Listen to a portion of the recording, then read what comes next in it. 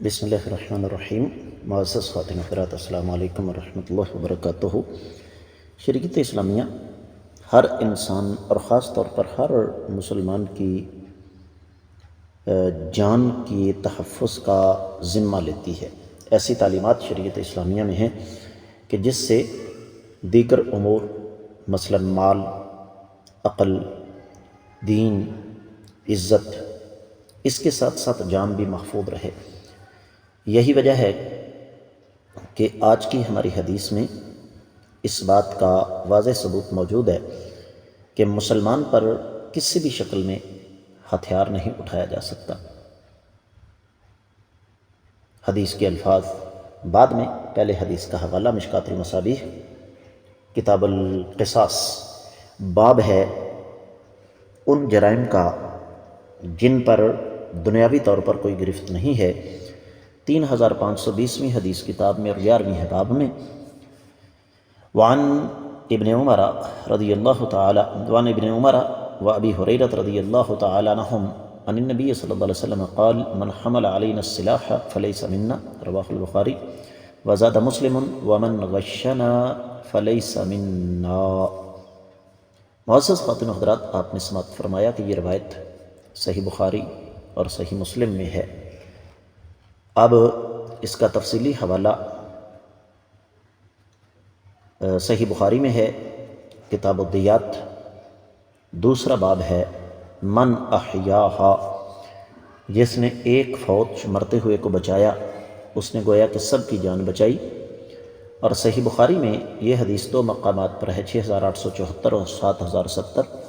صحیح مسلم میں 280 ہے، سنن نسائی میں 4105ویں ہے، سنن ابن ماجہ میں 2576ویں ہے، موطا امام مالک میں 607ویں ہے۔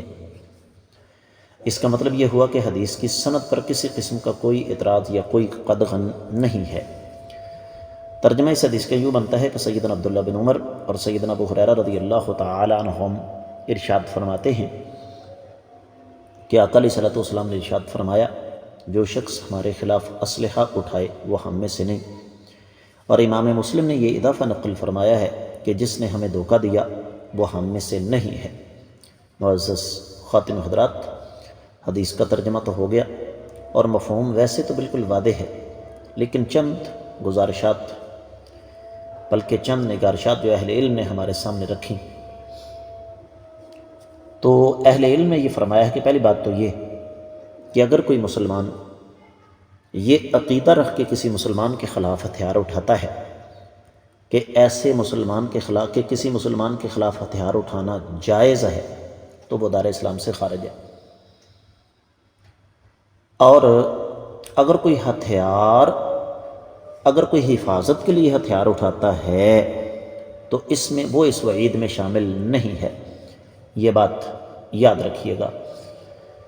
تو یہاں سے ایک اور بڑی اہم بات ہمارے سامنے آتی ہے، جو کہ سیدنا ابو موسیٰ اشعری رضی اللہ تعالیٰ عنہ کی روایت ہے صحیح بخاری میں، کہ جب ہتھیار اٹھانا اس قدر سنگین جرم ہے تو کسی مسلمان کو ناحق قتل کرنا کتنا بڑا جرم ہوگا۔ یہی وجہ ہے کہ نبی کریم صلی اللہ علیہ وسلم کے اس فرمان کا مفہوم اہل علم نے یہ بیان فرمایا کہ جو کسی مسلمان کے خلاف ہتھیار اٹھائے وہ امت مسلمہ سے خارج ہو جاتا ہے۔ تو یقینی طور پر بات انتہائی سنگین ہے، اس پر غور و فکر کرنا چاہیے۔ اس کے ساتھ ہی آج کے سبق سے اجازت دیجیے۔ السلام علیکم ورحمۃ اللہ۔